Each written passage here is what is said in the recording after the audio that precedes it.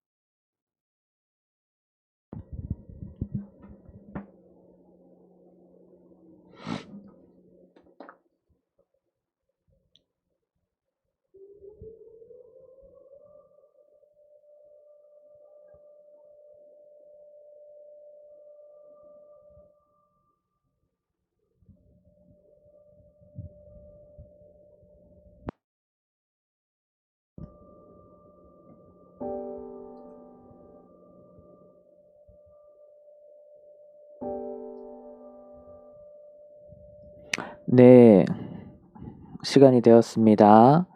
우리 다 같이 찬송가 10장으로 예배를 시작하겠습니다. 찬송가 10장으로 예배를 시작하겠습니다.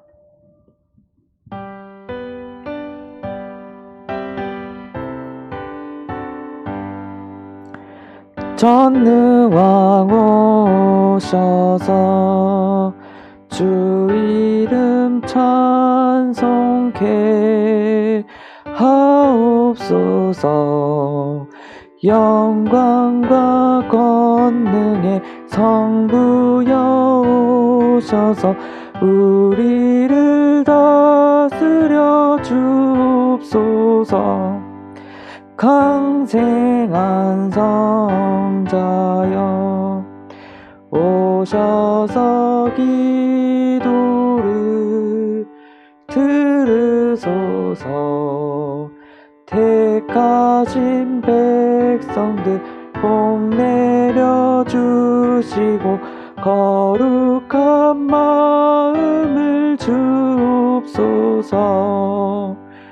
위로의 주 성령 오셔서 큰 증거 주옵소서. 전능한 주시여 각 사람 맘에서 떠나지 마시고 계십소서. 성삼위일체께 한없는 찬송을 드립니다. 존귀한 주님을 영광 중 배웠고 영원히 모시게 하옵소서. 아멘.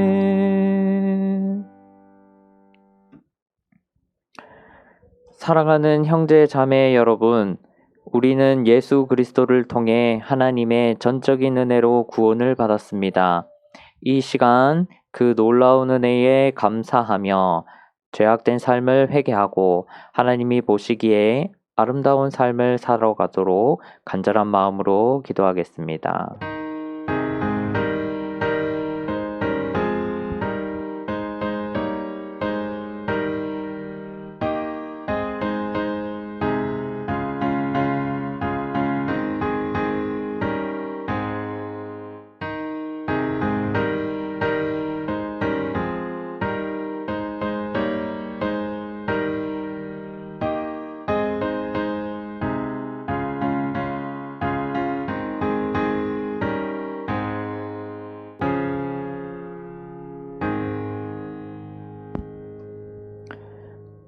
그러므로 우리는 긍휼하심을 받고 때를 따라 돕는 은혜를 얻기 위하여 은혜의 보좌 앞에 담대히 나아갈지니라.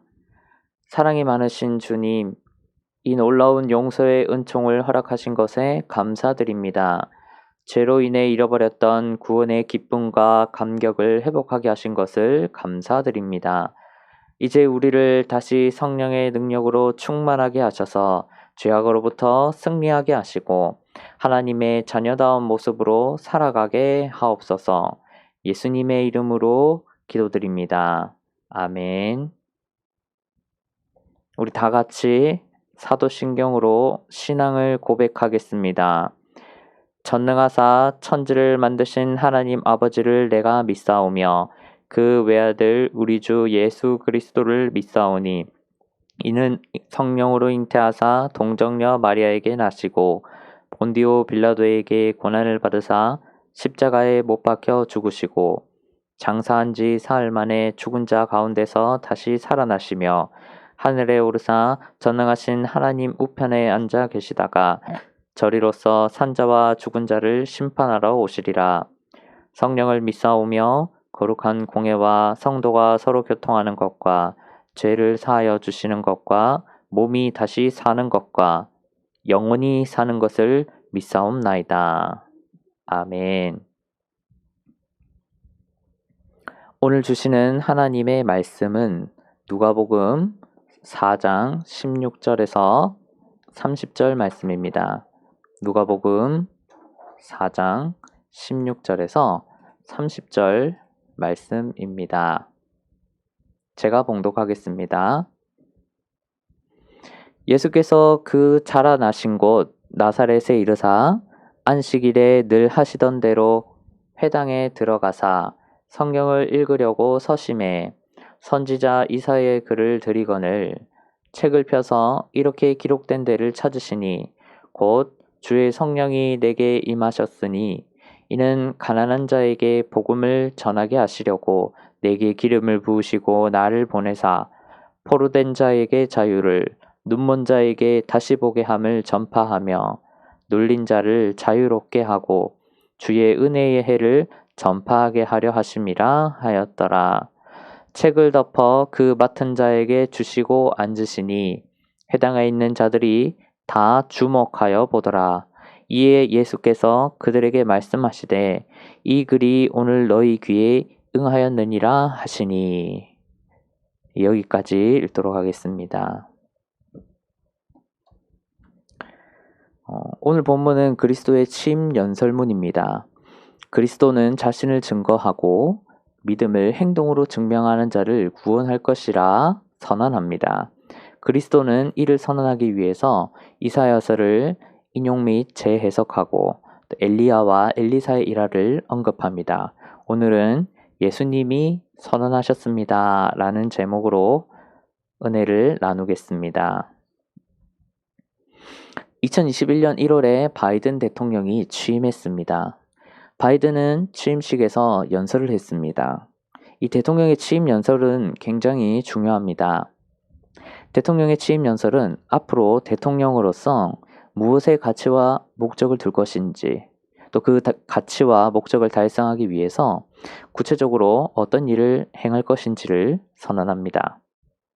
바이든은 취임 연설을 통해서 세 가지를 선언했습니다.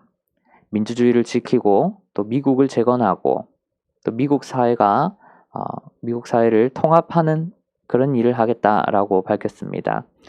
바이든은 자신의 그 취임 연설을 통해서 자신이 이루려는 일들을 선언하고 또 그것을 하나씩 실현하고 있습니다.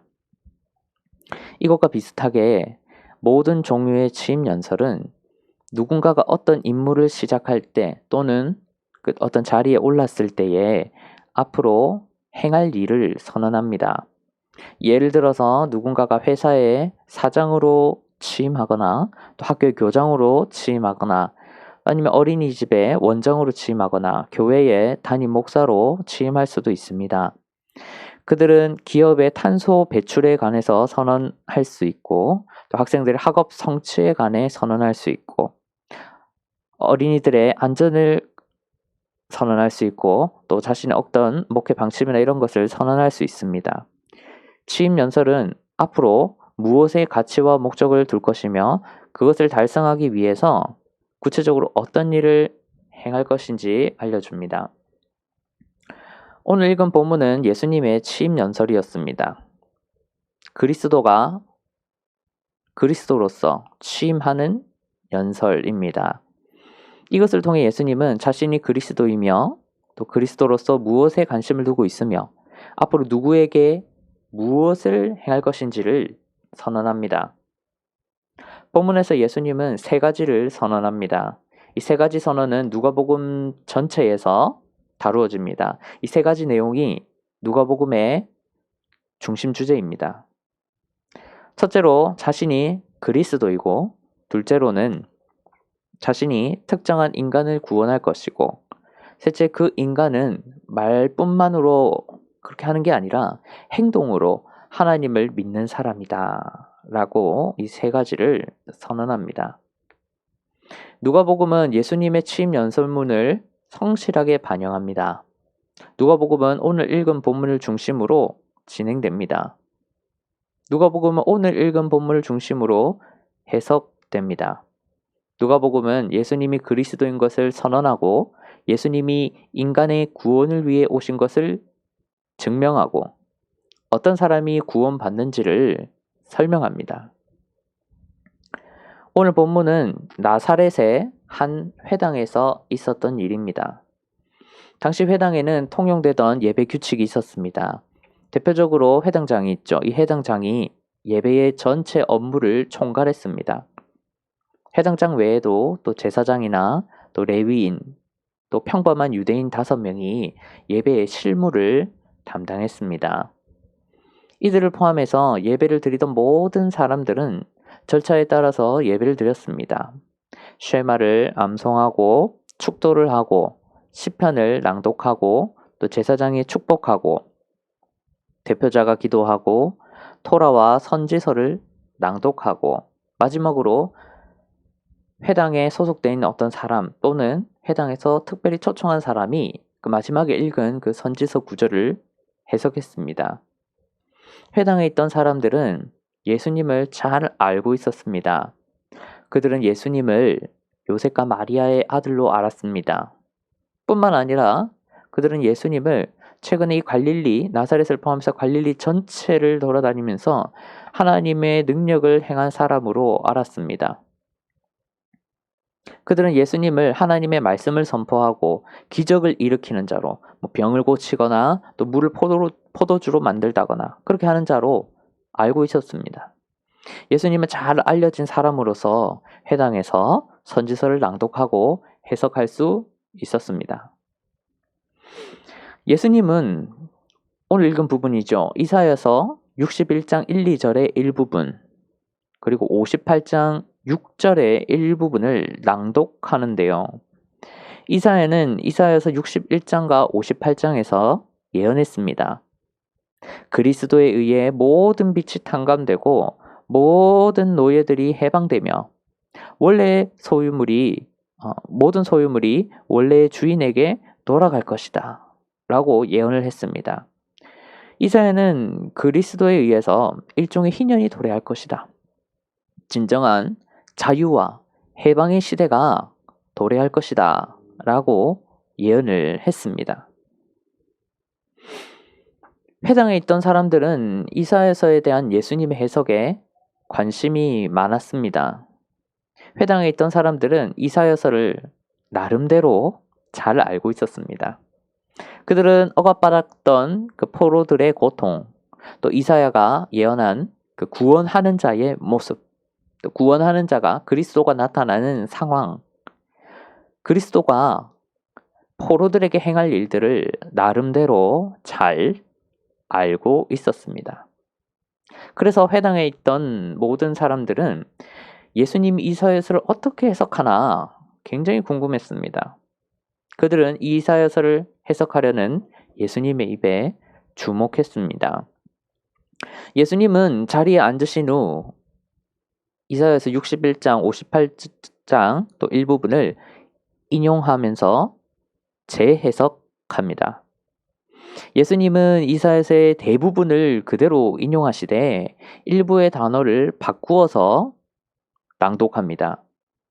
예수님은 이사야서의 문맥과 배경을 그대로 사용하시되 그리스도로서 자신이 무엇에 가치를 둘 것이고 구체적으로 누구에게 무슨 일을 행할 것인지를 분명하게 밝힙니다.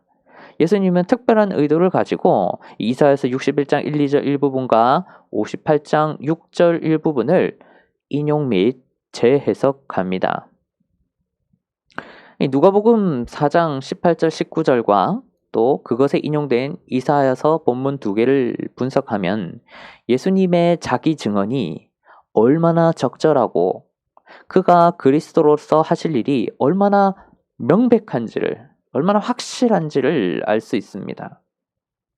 예수님이 그리스도이며 예수님이 그리스도로서 누구에게 무엇을 주신지를 알 수 있습니다. 누가복음과 이사야서에는 공통적으로 단어가 나옵니다. 가난한 자와 포로된 자와 눈먼 자와 또 눌린 자가 나옵니다. 이 단어들은 매우 중요합니다. 이 단어들에 의해서 예수님이 이사야서를 인용 및 재해석하신 중요한 이유를 알 수 있기 때문입니다. 예수님은 이 단어들을 이용하셔서 자신이 누구인지 무엇을 행할 것인지를 알려주십니다. 누가복음과 이사야서에서 또 이 가난한 자, 포로된 자, 눈먼 자, 눌린 자와 암묵적으로 대조되는 단어가 있습니다. 바로 부자입니다. 예수님은 이들과 함께 암묵적으로 대조되는 단어 부자를 통해서 그것을 언급함을 통해서 특별한 의미를 전달하려고 합니다. 결론부터 말하면 이 부자들은 하나님을 믿는다고 말하는 신앙이 있는 듯이 보이는 하지만 실상은 신앙이 없는 사람입니다. 부자들은 누가복음 4장과 또 이사야서 61장, 58장에서 직접적으로 나타나지 않습니다. 하지만 누가복음과 이사야서의 전체 흐름 속에서 이 부자라는 단어는 항상 등장합니다. 그들은 글의 뒤편에서 가난한 자, 포로된 자, 눈먼 자, 눌린 자와 항상 대조됩니다. 제가 앞으로 편의상 이 가난한 자, 포로된 자, 눈먼 자, 눌린 자를 연약한 자로 표현하겠습니다. 이 부자들은 이 연약한 자들을 돕지 않았습니다. 오히려 정당한 이유 없이 이 연약한 자들을 억압하고 수탈했습니다. 부자들은 연약한 자들을 향한 공동체 의식이 없었습니다. 부자들은 한 하나님을 섬기는 연약한 자들을 학대했습니다. 연약한 자들은 성경의 곳곳에서 부자들에 의해 압제받고 착취당했습니다. 사실 원론적으로 말하면 유대인 중에서 이러한 자들은 연약한 자들은 있을 수가 없습니다. 조금 더 정확하면 하나님을 믿는 사람들 중에서는 그런 사람들이 모인 공동체에서는 연약한 자들이 있을 수가 없습니다. 하나님은 모세오경에서 이스라엘에게 말씀하셨습니다. 하나님은 연약한 자들이 생기지 않도록 명령하셨습니다. 하나님은 모세오경이라는 실증법을 두셨습니다.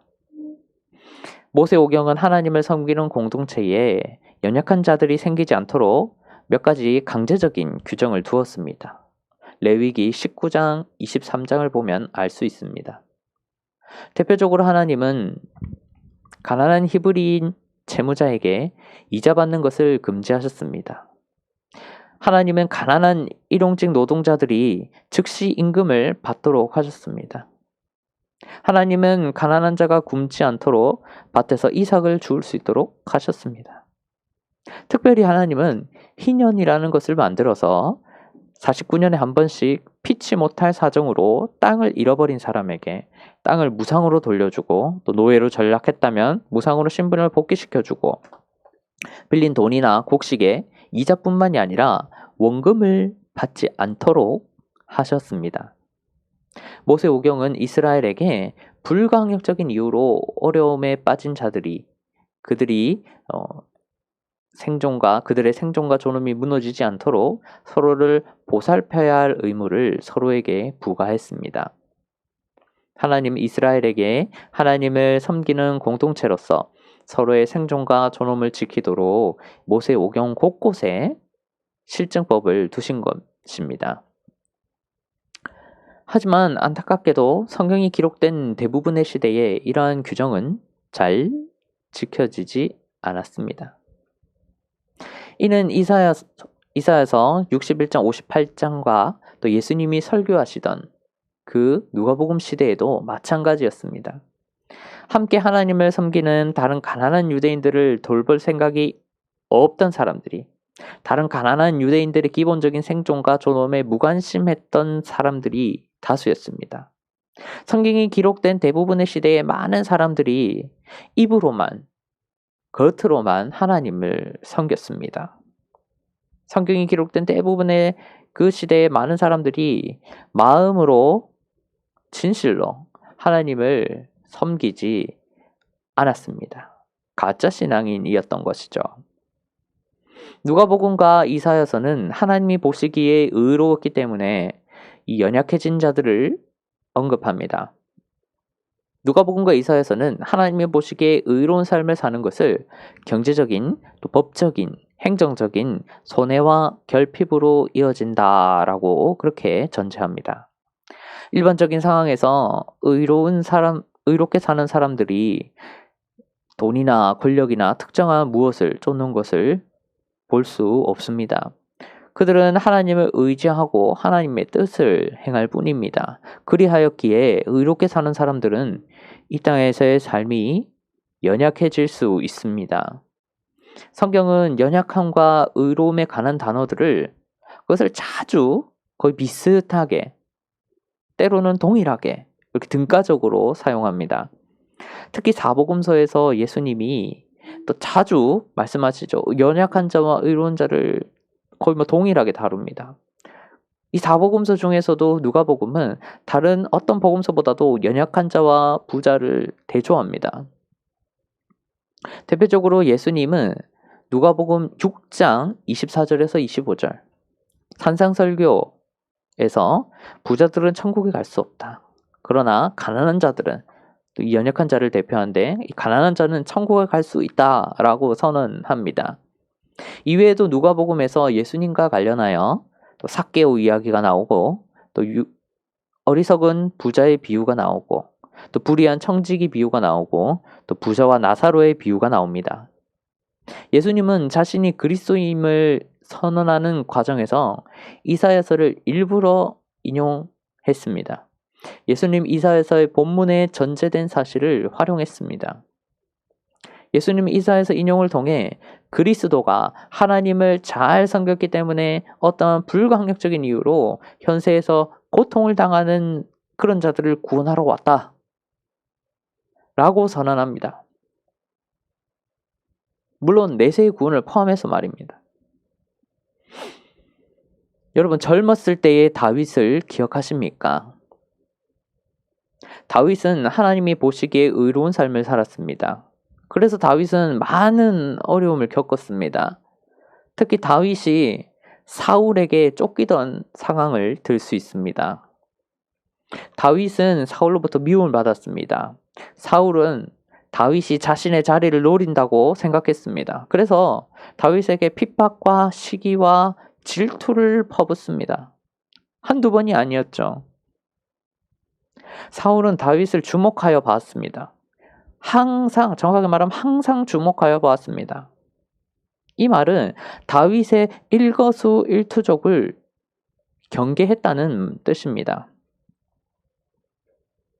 여러분 상관이 회사에서 부하를 경계한다고 칩시다. 그래서 늘 감시하고 늘 괴롭히는 겁니다. 그 스트레스가 어떠하겠습니까? 그 회사에서 일을 할 수가 있겠습니까? 아마 못할 겁니다. 육체적으로나 심적으로 너무나 괴롭기 때문에 대부분은 그만둘 겁니다. 심지어 사울은 그 정도를 벗어났습니다. 여러 번 다윗을 죽이려 했습니다. 다윗은 30세가 되어서 왕이 되기 전까지 20살부터 한 10년 동안 사울을 피해 다녔습니다. 사울은 다윗에게 창을 던지고 갑자기 창을 던지고 하프를 연주하고 사울을 위해서 그렇게 노력하고 있는데 창을 던지고 군대를 보내서 죽이려고 합니다. 그래서 다윗이 어떻게 했습니까? 자기가 살던 그 집과 동네에서 도망을 쳤습니다. 자신이 꾸렸던 행복하게 출발하려던 그 가정을 다 버리고 자신을 아껴주던 사람들을 다 떠나야 했습니다. 심지어 다윗은 도망을 다니던 중에 자기를 도와줬다는 이유로 제사장 가족이 처참하게 죽는 것을 봤습니다. 다윗은 이스라엘의 개선 장군으로서 정당한 대접을 받지 못했습니다. 전쟁에서 이겼으니까 대접을 받아야죠. 근데 그렇지를 못했습니다. 다윗은 좀 심하게 말하면 정상적인 생활을 할 수 없었습니다. 광야와 이방 나라를 떠돌아다녔습니다. 동굴에서 돌을 베고 잡고 사막에서 목자들의 보디가드를 하면서 하루를 벌어서 하루 먹고 살고 한때 다윗은 이방인 왕에게 미친 사람처럼 행동해서 목숨을 구하기도 했습니다. 다윗은 하나님이 보시기에 의로운 삶을 살았습니다. 그래서 많은 어려움을 겪었습니다. 사울을 죽일 수 있는 기회가 2번이나 있었지만 다윗은 그러지 않았습니다. 다윗은 기름 부음 받은 왕을 죽이는 것은 옳지 않다. 하나님께 누가 된다라고 말했습니다. 다윗은 하나님이 보시기에 의로운 삶을 선택했고 자신의 목숨을 걸어야 할 정도의 어려움을 겪었습니다. 회당에 있던 유대인들은 예수님의 선언과 해석에 상당히 놀랍니다. 잠깐이지만 그들은 예수님에게 호의를 가집니다. 잠깐이지만 그들은 몇 마디의 좋은 말을 한 것 같습니다. 그러나 한 1분쯤 흘렀을까요? 그러나 그들은 곧 자신의 실체를 드러냅니다. 그들은 자신들에게 진정한 믿음이 없었음을 보여줍니다. 그들은 그동안 자신들의 종교 활동이 거짓이었음을 증명합니다. 엄청난 반전이 일어나는 것이죠. 그들은 내뱉지 말아야 할 말을 했습니다. 그들은 예수님에게 이렇게 말합니다. 이 사람이 요셉의 아들이 아니냐라고 말합니다. 그들은 예수 그리스도에게 빈정거립니다. 이것은 이런 것입니다. 야, 설교 잘하네. 근데 쟤는 내가 알던 그 옆집 아저씨 아들인데 쟤 많이 컸네.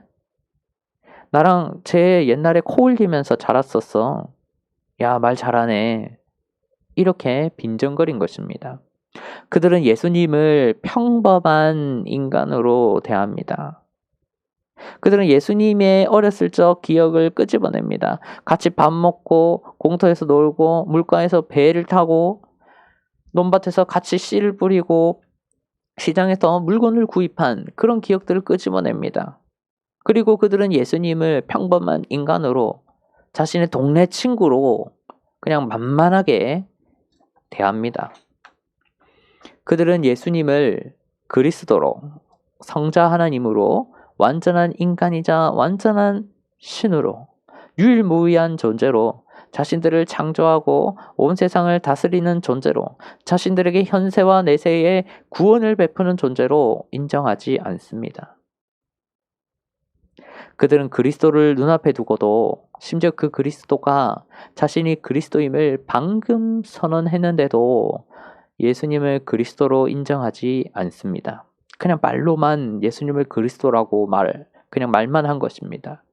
그들은 예수님을 평범한 친구로, 동네 친구로 그렇게 대했습니다. 이는 그들이 제대로 된 신앙인이 아님을 보여줍니다. 그들은 예수님의 선언을 들은 후에 예수님께 그리스도께 경배와 경외를 드려야 했습니다. 예수님께 엎드려 절을 하거나 기뻐서 소리를 외치거나 춤을 추거나 발에 입을 맞추거나 그 발에 향유를 부어야 했습니다. 그들에게는 마음 깊은 곳에서 우러나오는 신앙이, 그 진짜 신앙이 없었던 것입니다. 이후 예수님은 짧은 속담과 함께 엘리야와 엘리사의 일화를 언급합니다. 여기서 중요한 것은 엘리야와 엘리사의 일화입니다. 예수님은 이 일화를 통해서 앞에 나온 그 짧은 속담을 풀이하고 하나님의 선언과 약속에 단번에 행동으로 반응하는 사람에게 구원이 있다 라고 이야기합니다. 물론 해당에 있는 사람들을 향한 경고였죠. 예수님은 엘리야 일화를 언급합니다. 열왕기상 17장을 보면 하나님은 수많은 이스라엘 사람들을 제쳐두고 이방인에게 사렙다의 과부에게 엘리야를 보냅니다.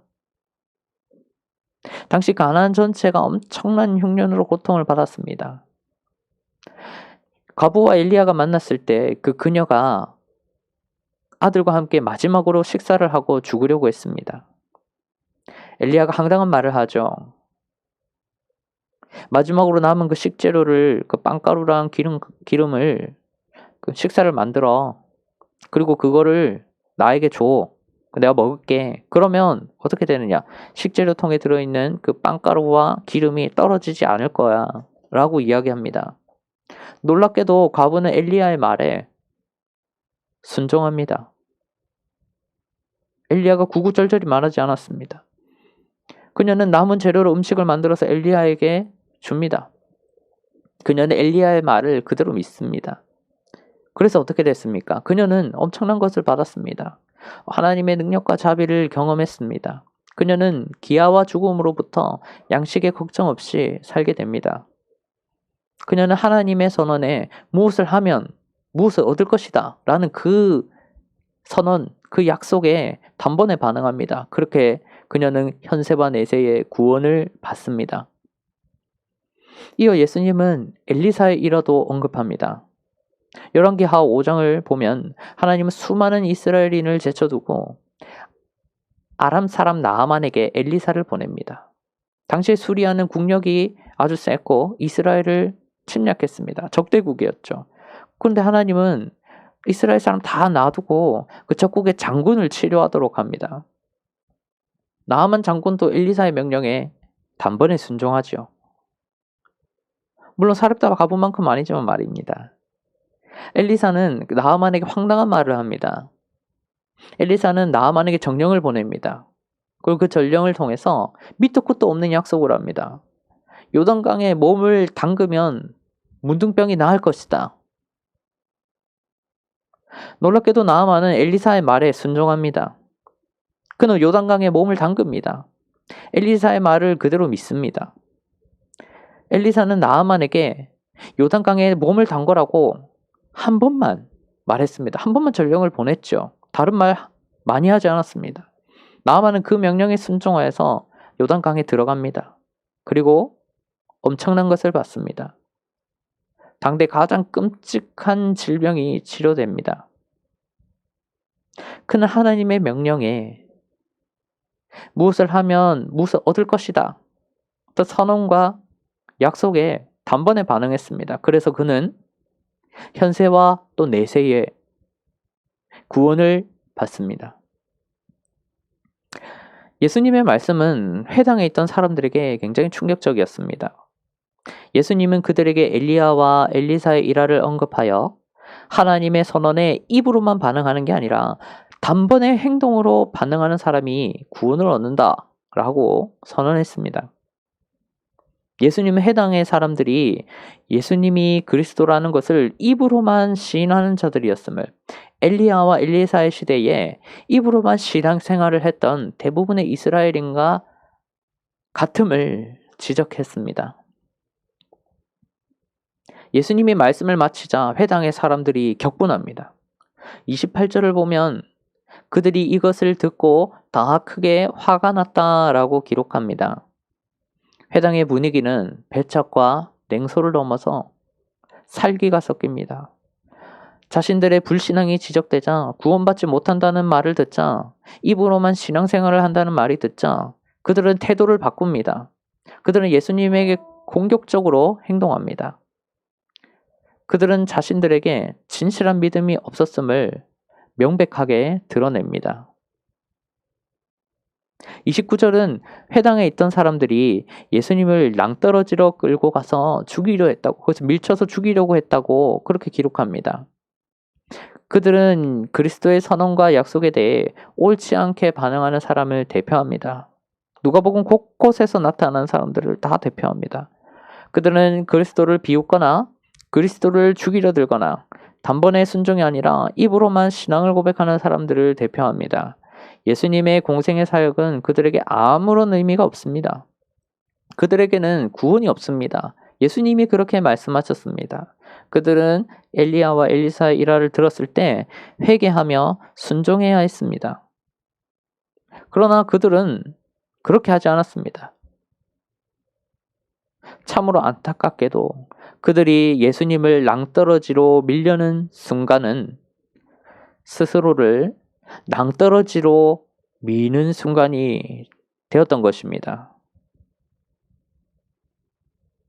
말씀을 맺겠습니다. 예수님은 나사렛의 회당에 들어가서 자신이 그리스도라고 선언합니다. 이때 예수님은 이사야서를 인용합니다. 예수님은 자신을 통해 진정한 희년이 올 것이라, 현세와 내세에 영육간의 구원이 임할 것이라 선언합니다. 그러나 예수님의 말을 들은 사람들은 입으로만 예수님을 그리스도로 대합니다. 그들은 예수님을 평범한 사람으로 대했습니다. 그들은 마음으로 예수님을 그리스도로 대하지 않습니다. 그들은 못된 조상들처럼 가짜 믿음을 가진 형식적인 종교인에 불과했습니다. 그들이 예수님을 비웃자 예수님은 구원받은 사람의 범주를 확실하게 알려주십니다. 예수님은 구원받은 사람의 범주를 하나님의 선언과 약속에 단순하게 순종하는 사람으로 선언합니다. 이후 해당의 사람들은 예수님을 죽이려 함을 통해 자신들에게 참된 신앙이 없음을 분명하게 드러냅니다.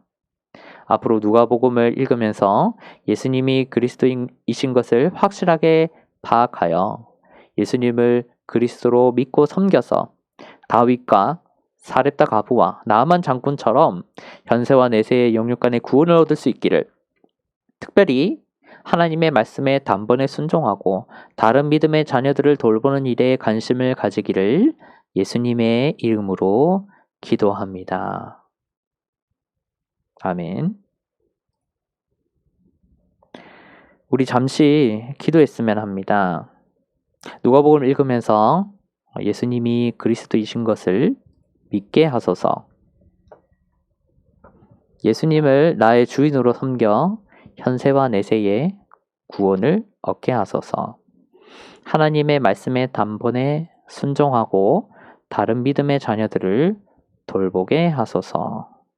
라고 우리 잠깐 짧게 반주와 함께 기도하도록 하겠습니다.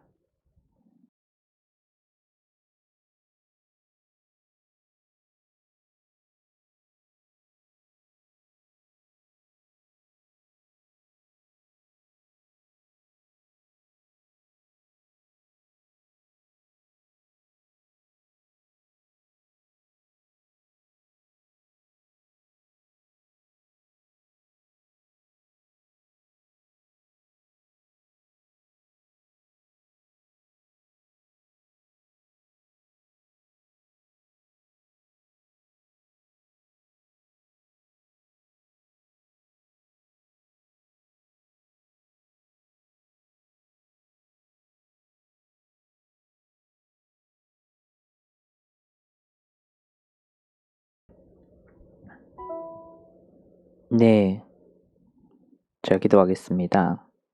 하나님, 이 시간 간절한 마음으로 기도하였습니다. 예수님이 그리스도이신 것을 믿게 하소서.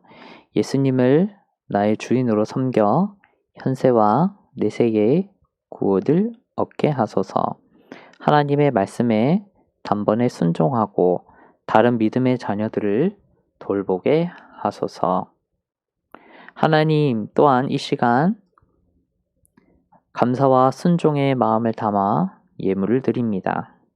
이 예물을 기쁘게 받아주시고 하나님이 기뻐하시는 곳에 사용해 주시옵소서. 감사드리며 예수님의 이름으로 기도드립니다. 아멘. 예, 교회 소식입니다. 우리 주보를 같이 봐주셨으면 하는데요. 코로나와 또 교회 사정으로 인해서 주일 예배는 온라인으로 드립니다. 연구소 홈페이지 또 공지사항 들어가시면 예배와 방송 URL이라는 란이 있습니다. 거기서 또 보실 수 있고, 또 모바일로는 핸드폰이나 또 그런 걸로는 카카오톡 채널에 들어오시면 됩니다. URL은 그대로 유효합니다. 또 카카오톡 채널에 검색하시면 그 교부와 개혁신학 목회 연구소로 이렇게 검색을 하시면 채널이 나옵니다. 거기서 또 정기 모임을 하실 수 있습니다. 오른쪽 밑에 정기 모임 란에 다 자료가 나와 있고요. 정리되어 있습니다. 예배 순서를 안내하려고 하는데요. 먼저 또 주보를 보시면 우리가 송영, 처음 예배를 마치고 시작하고 마치는 데에 송영, 찬양을 하고 또 그 사이에 예배 초청하심에 하나님 예배를 하나님이 우리에게 은혜를 주시는 것에 감사드리고 하는 그런 시간이 있고, 신앙을 고백하는 건 사도신경으로 여러 가지 중에서 사도신경으로 하겠습니다. 그리고 성경 봉독은 제가 하고 또 말씀도 제가 전하고 또 우리 간구의 기도 말씀을 놓고 기도하는 것은 또 예전부터 또 초대교회부터 있던 전통입니다. 그래서 간구를 하고 또 사실 봉헌은 7월부터 헌금을 받는데 일단 그 봉헌도 원래 중요한 예식이기 때문에 또 일단 이렇게 그냥 하도록 하겠습니다. 그 다음에 교회 소식인데, 교회 소식은 정확하게 말하면 예배당에 관련된 것은 부차적인 것입니다. 제일 중요한 것은 사람에 관한 소식이 중요합니다. 교회, 모이는 공동체의 그 소식을 전하고 그렇게 하도록 하겠습니다. 그리고 마지막에는 끝내는 의미로 축도를 하도록 하겠습니다. 그리고 찬송가 29장인데요. 지금 스피커에 문제가 있어서 제가 찬송가 29장을 그냥 찬양을 하도록 하겠습니다. 찬송가 29장 찬양하도록 하겠습니다. 반주 없이 그냥 하도록 하겠습니다.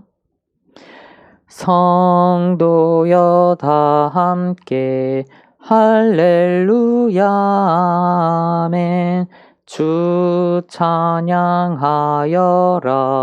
할렐루야 아멘.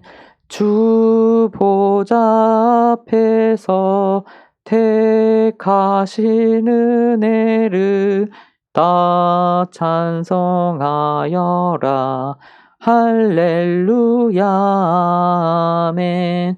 만문을 열어라 할렐루야 아멘.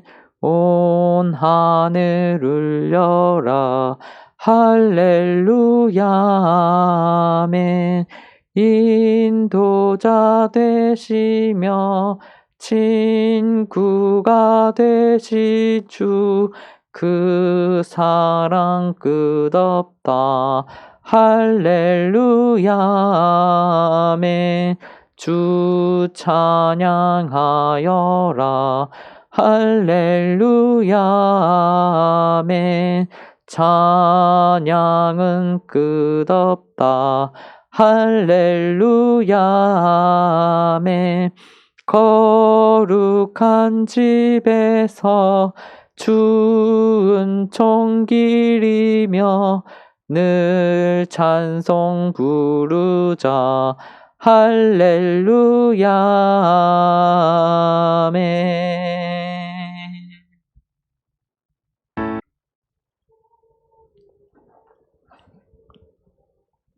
축도하겠습니다.